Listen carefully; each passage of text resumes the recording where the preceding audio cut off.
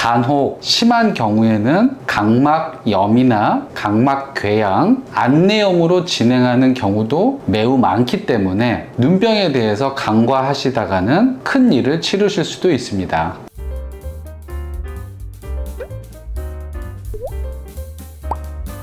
안녕하세요. 오늘은 여름철에 꼭 주의해야 되는 안과 질환인 눈병에 대해서 말씀드리겠습니다.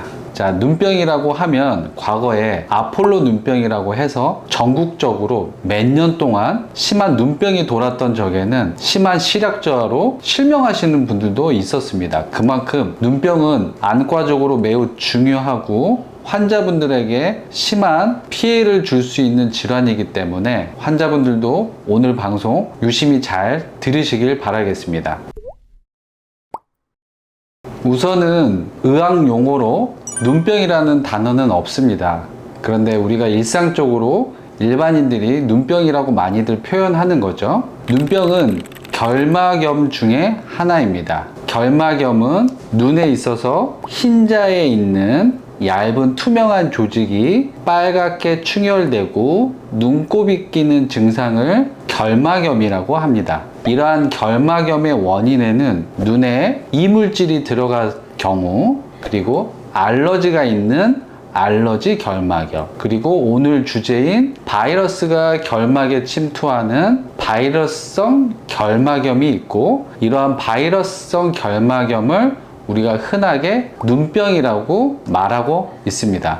제가 환자분들한테 결막염을 우리가 흔하게 자주 알고 있는 감기에 비유해서 말씀을 드리는데요. 감기는 흔하게 걸리는 호흡기 질환이죠. 단순히 약을 먹고 감기가 호전되는 경우도 많지만 감기가 심하게 진행되는 경우에는 폐렴까지 진행되는 경우도 있습니다. 마찬가지로 결막염의 대부분은 약을 사용하면서 1주, 2주, 3주를 지나면서 저절로 호전되는 경우가 대부분이지만 간혹 심한 경우에는 각막염이나 각막궤양, 안내염으로 진행하는 경우도 매우 많기 때문에 눈병에 대해서 간과하시다가는 큰 일을 치르실 수도 있습니다. 앞서 바이러스성 결막염을 저희가 눈병이라고 말씀드렸는데요. 바이러스 종류에 따라서 유행성 각결막염, 출혈성 결막염 등등 여러 가지 종류가 있습니다. 안과책에는 바이러스 종류에 따라서 눈병을 여러 가지로 나누기도 하죠. 하지만 중요한 거는 바이러스에 의한 결막염이라는 점입니다. 바이러스가 내 몸에 들어왔을 때는 바로 증상이 나타나지 않고 보통 일주일 정도의 잠복기를 거치게 됩니다.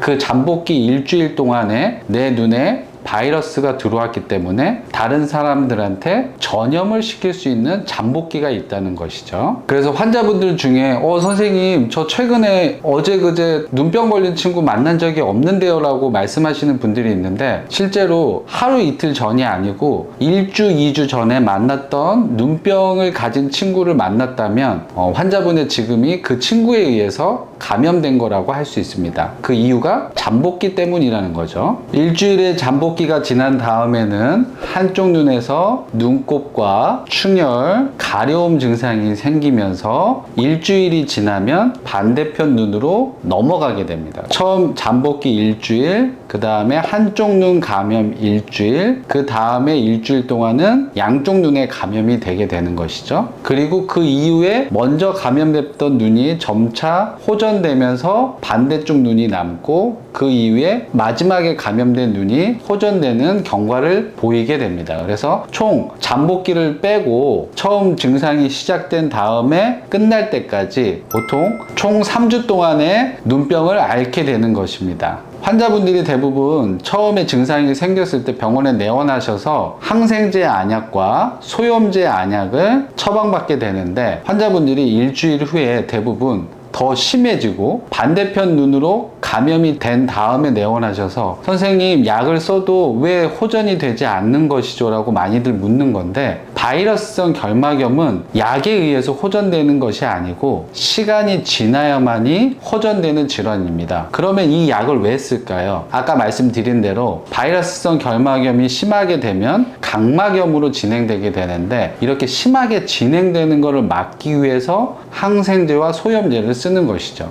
우리가 감기약을 먹는다고 해서 감기가 빨리 낫는 것은 아니에요. 감기약을 먹는 이유는 감기가 폐렴으로 넘어가는 심한 질환으로 넘어가는 걸 막기 위해서 예방적으로 사용하는 약이 대부분인 것이죠. 한 가지 더 중요한 점은 환자분들한테 눈병이 걸리고 나서 이 약을 쓰셔도 시간이 지나야만이 호전된다고 말씀을 드리면 간혹 환자분들이 안과 진료를 안 보시고 가지고 있는 약만 넣고 3주 동안 병원 진료를 안 보시는 분들이 있습니다. 이럴 경우에는 눈병에 의해서 각막염이나 각막 궤양 같은 게 왔을 경우에 환자분이 인지하지 못할 경우에는 매우 심한 안과 질환으로 진행할 수 있기 때문에 절대로 안과 진료를 꼭 보셔야 되는 상황입니다.